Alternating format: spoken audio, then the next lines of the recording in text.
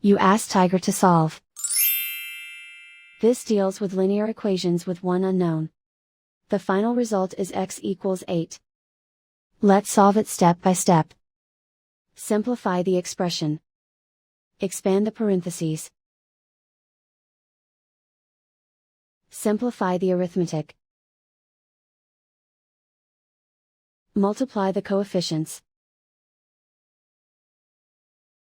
Group all constants on the right side of the equation. Subtract 12 from both sides. Group like terms. Simplify the arithmetic.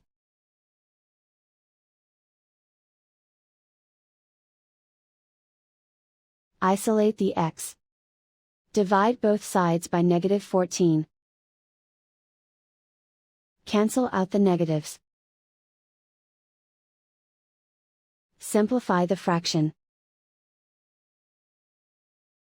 Cancel out the negatives. Find the greatest common factor of the numerator and denominator.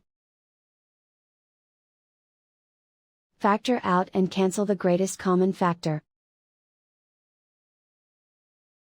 And so the final result is x equals 8.